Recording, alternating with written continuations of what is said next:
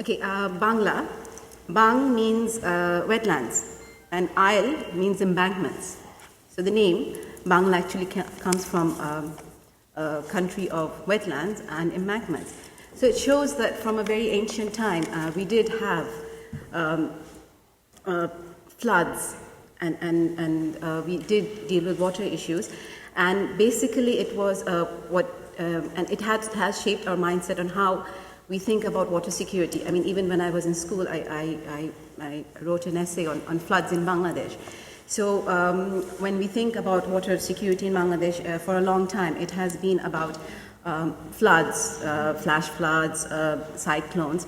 But actually, the hydrological setting is much more complex. And if you see from Professor Salihin's presentation that he did this morning, I think some of the issues have come up. For example, he's talked about water quality, salinity issues, water scarcity. And interestingly, these issues were not really dealt with for a long time in our country, because it was more focused on floods, even until the late 90s. All our master plans, all our investments were towards flood management or flood control. But now, as we're going as we've started going into the next century, and we have more development, economic development, we have realized that the complexities have increased. If you look at the two, I'll talk about the two issues that he was talking about, water scarcity. This issue actually, we were not familiar with water scarcity for a long time. First of all, because our agriculture system was rain-based. So we had two crops, one pre-monsoon, one post-monsoon, so there was always enough water. But then for food security issues, when the government wanted to, for economic development, increase food security, we went for dry season cropping, which is more secure. So farmers actually were more interested in this, and government also promoted this. So, but what happened? It raised a new complex issue for us, which is water scarcity, which we did not have before. That's one thing. And the other issue could be pollution, that also he had mentioned in one of the observatories, which could be maybe Dhaka City. Pollution is also an issue that has come up because of economic development that the country is seeing for the last 15 to 20 years. And there are a lot of studies. I mean, they say that Bangladesh is like a basket case for research. But again, the research is mostly focused on floods, not so much on water scarcity and pollution. So we don't really have enough studies and enough knowledge that actually are there to address these issues. That's one of the things I think. And also, when we have studied floods, when we have tried to manage floods, our focus was infrastructure driven, engineering solutions. I mean, I'm an engineer myself. We have actually 3 engineers sitting here, but so the focus was always on flood control, later on flood management, and it was never actually pro-poor, you could say. For example, and it was geared towards agricultural production. It didn't look at environment. It didn't look at other issues. For example, fisheries. Bangladesh, I think, is the 4th largest freshwater fisheries producing country in the world. Now that's a huge thing because the first and second are either India or China. Compared to the size of the country, Bangladesh is quite small. So that's a huge issue. But this fisheries is actually only cultured fisheries, only pond fisheries. And open water fisheries, the fish that is in the rivers, production has actually gone down. What has happened is this fish that was available in the rivers and the streams were available to the poor. So that was the source of protein that they had. Now they don't have that access. And of course they don't have access to the commercial pond aquaculture that we're doing so well in. That is one of the areas where we have actually created a problem for the poor. So the development was not pro-poor. Second, you could talk about inland navigation. I think I read somewhere where within 8 kilometers there was a river or a stream of any rural house. So a person had access to inland navigation, and they would travel by these streams and rivers. But when we built embankments, because the government has invested a lot in infrastructure, building embankments all around the country, we have actually blocked access to rivers and to streams of local people. So inland navigation, especially at the local level, has also suffered. So these are the two areas where we have tried to do development, invest in development, and we have tried to invest in the poor, but it was so narrow, thinking in our own silos, that we didn't actually think about how the poor are going to access the different natural resources that would have been available to them if they did not have these embankments. Now, I have said that we did have embankments from an ancient times, but those embankments were more geared to the natural systems in the country. For example, it was also about sediment control, not just about flood control.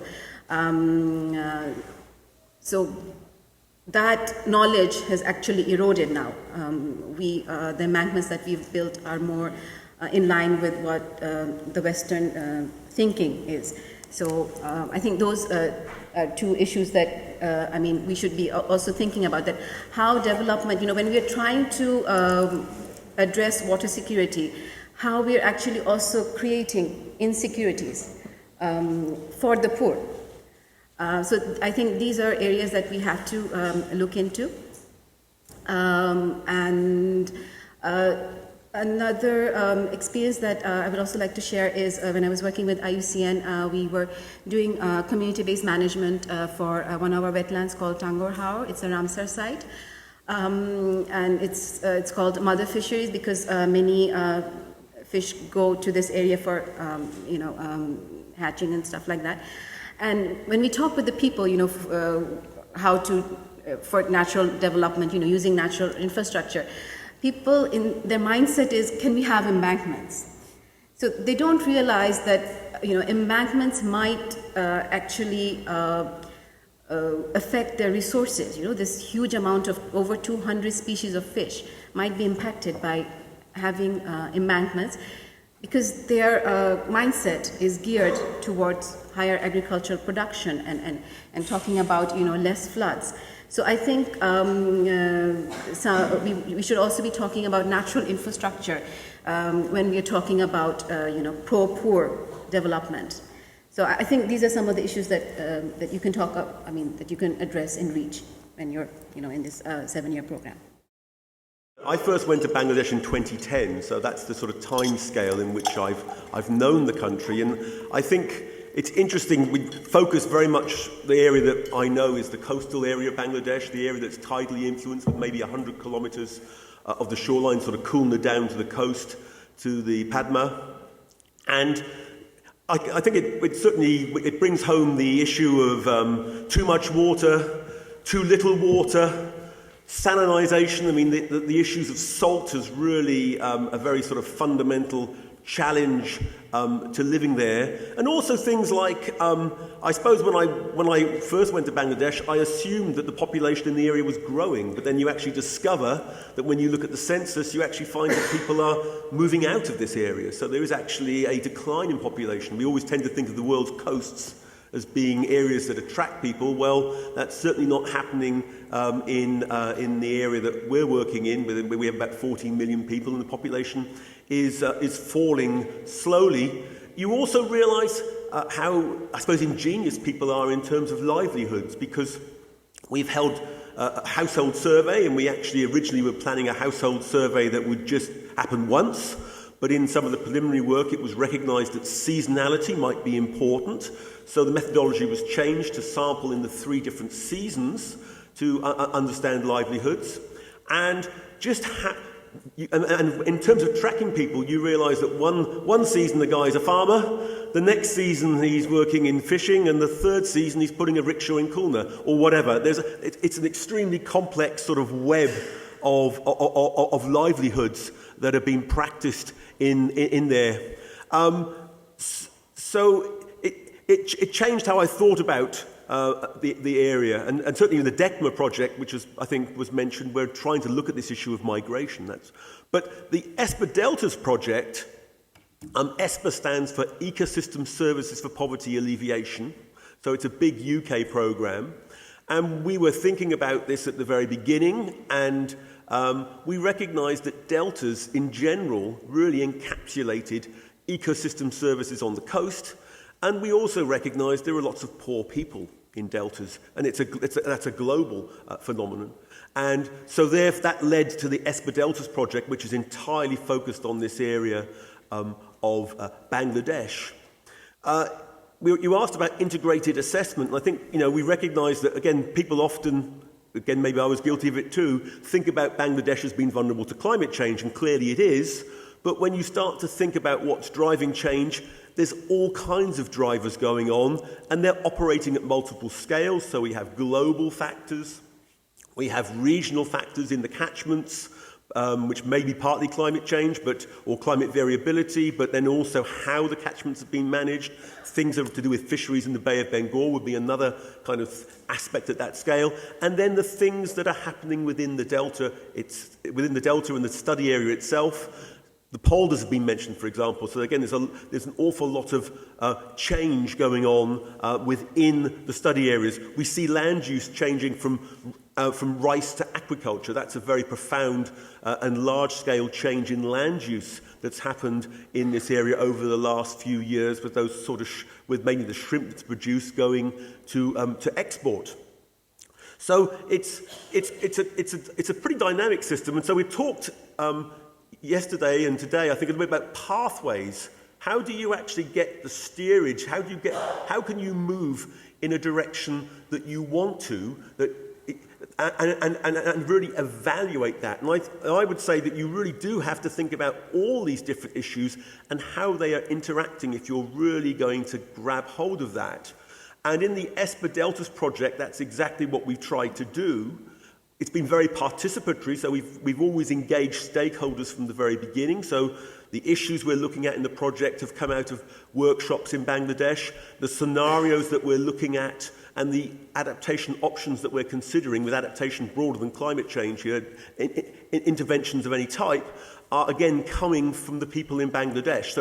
So giving a sense, I think, of ownership of what's been done here, rather than it just being something that's done by experts coming from outside the country.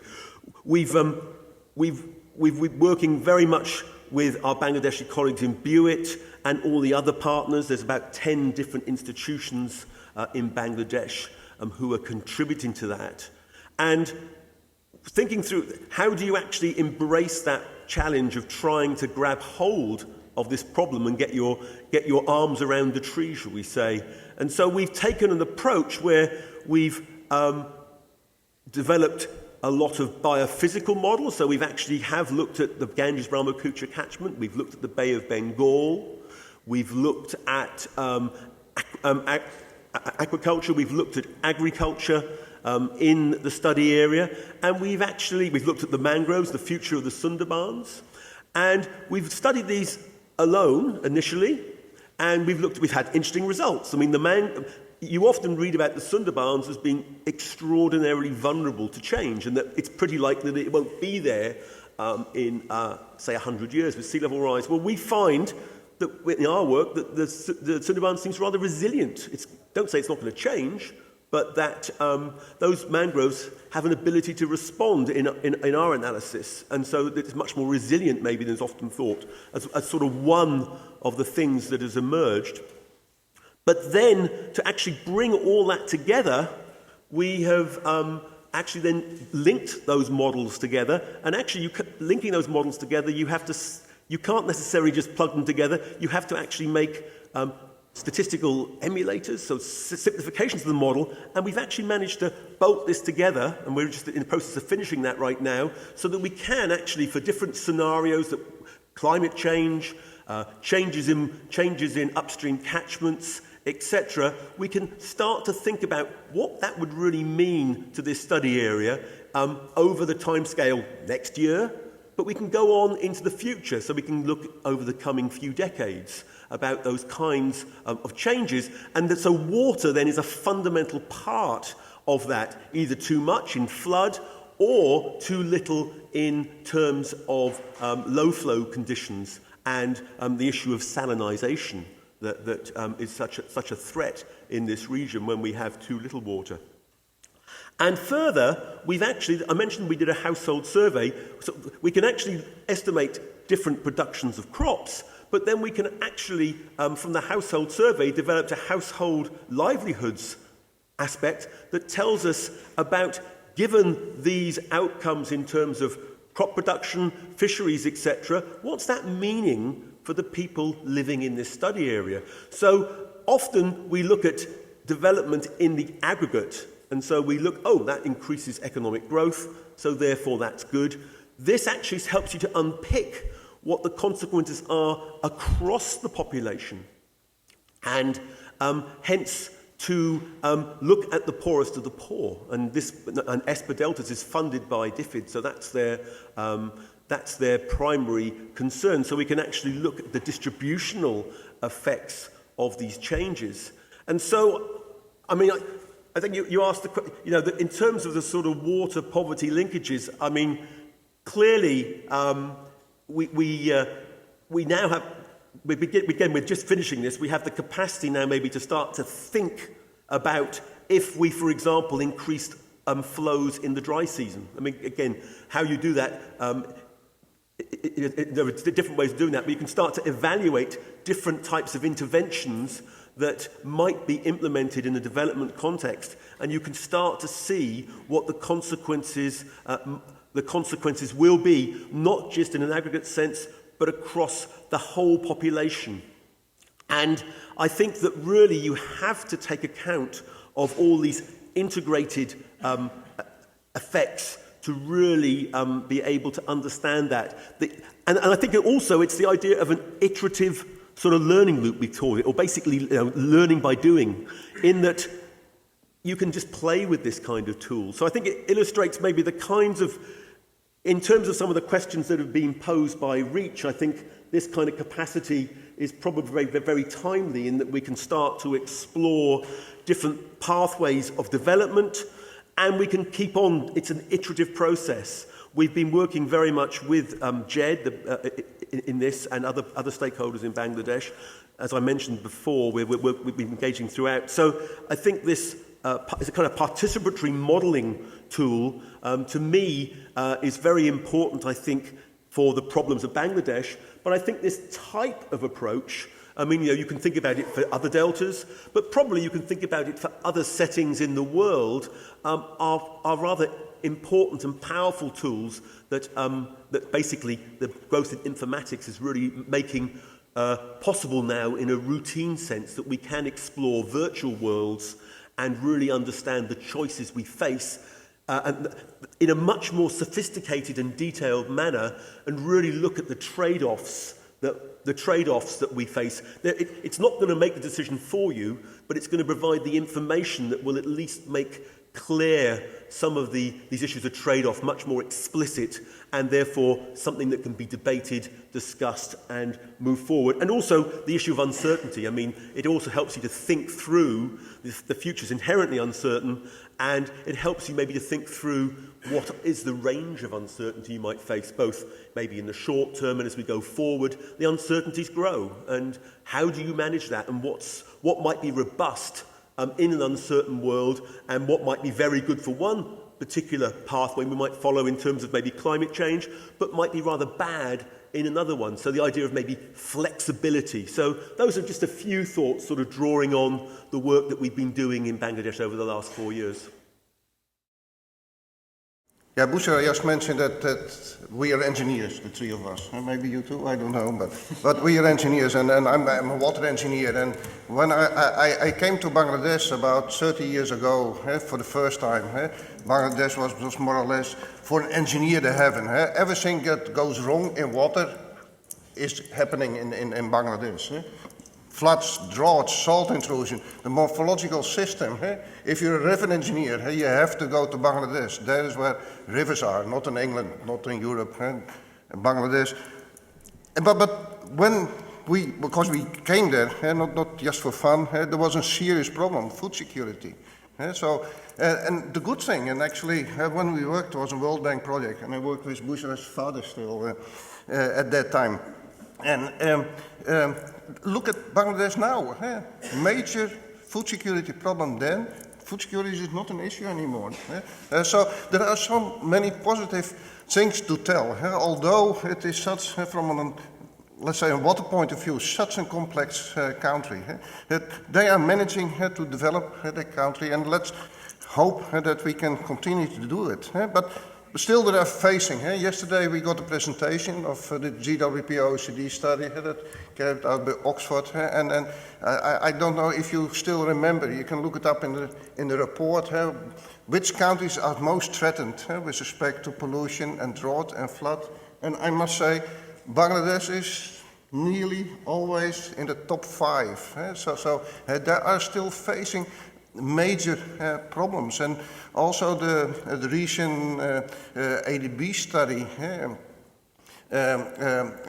about this Asian Water Development Outlook. I would invite you to look at that report of the ADB that looked at the 49 countries where ADB is working in with respect to water security. They have made a definition of water security and where they looked at the various dimensions of water security. So, and those dimensions where WASH is the first dimension, the second dimension is economic water security, the third one is livable cities, the fourth one is environmental water security, and the fifth one is resilience, floods and droughts. And so that all the components, and what ADB has done is to try to quantify water security. So you could see how countries compared to each other. And now, if you look at these 49 countries at the top, most water secure countries, now New Zealand and Australia. Okay, let's take.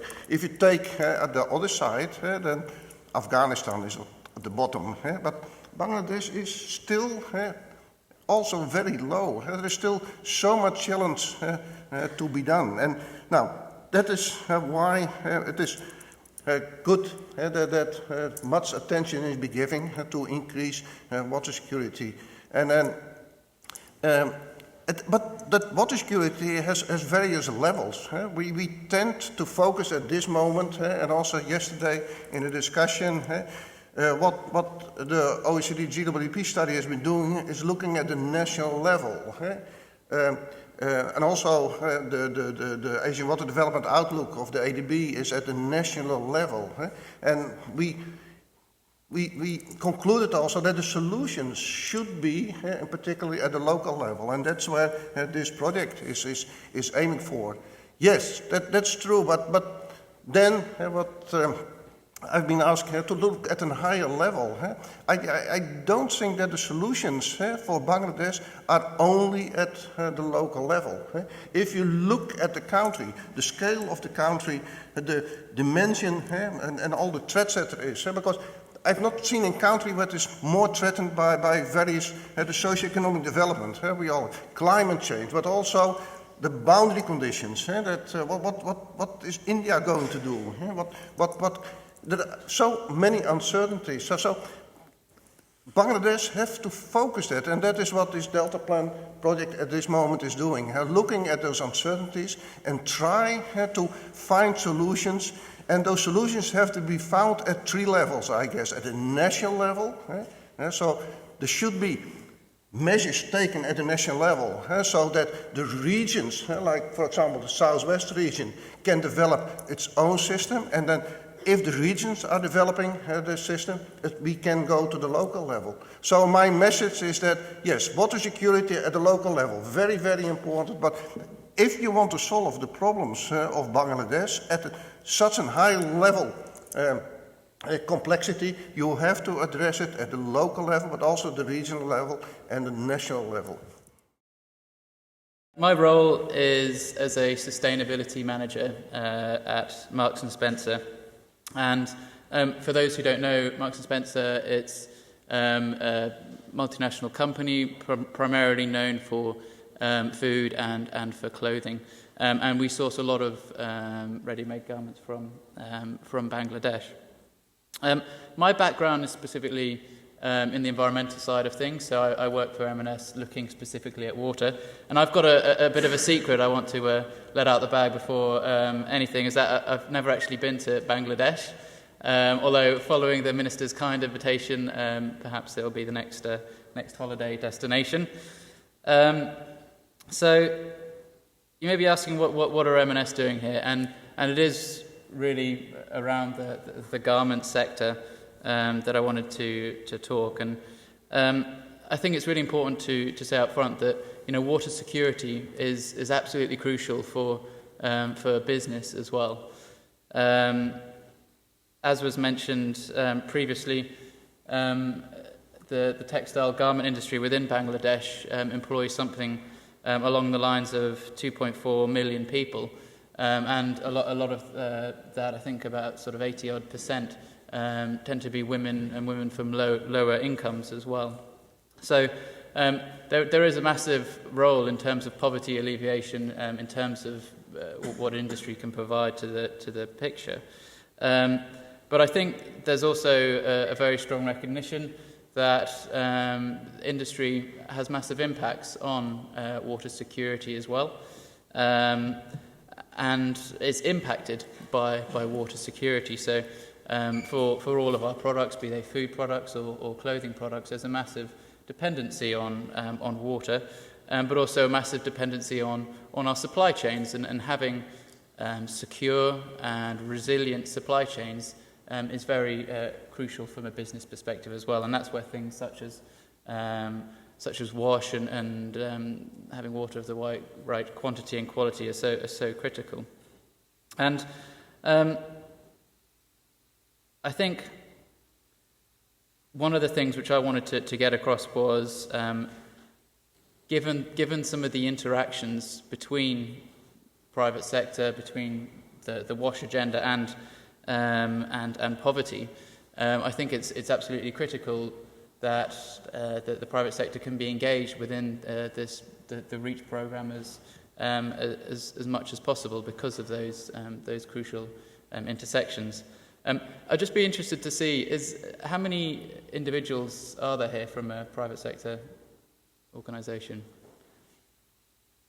Okay, so there's a few here, more than I had expected, to be honest. But I think it's absolutely key to given the role in terms of providing employment, but also the impacts that the private sector has on industry, to make sure that any of the solutions at some stage include or involve the private sector to some degree.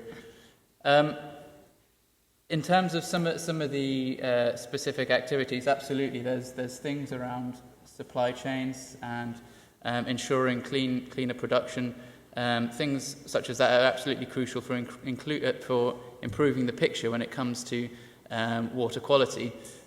So, for example, M&S have made a target of having zero discharge of hazardous chemicals by 2020, and it's initiatives such as this which are really critical to improving the water quality as it sort of relates to industry.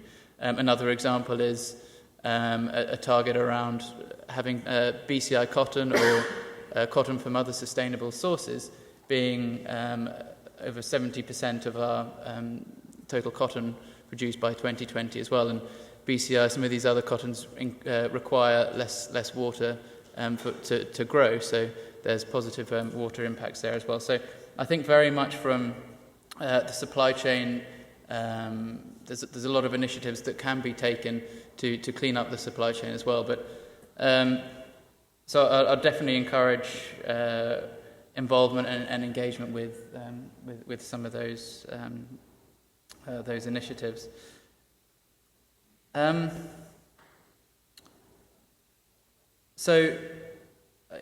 mean, those are just some of my initial thoughts. Is there are some extremely close interactions between the private sector, between poverty and between water security, but it's an incredibly important area for the private sector as well. And so, where possible, I'd encourage engagement and involvement of the private sector in any of the solutions which this programme looks to implement.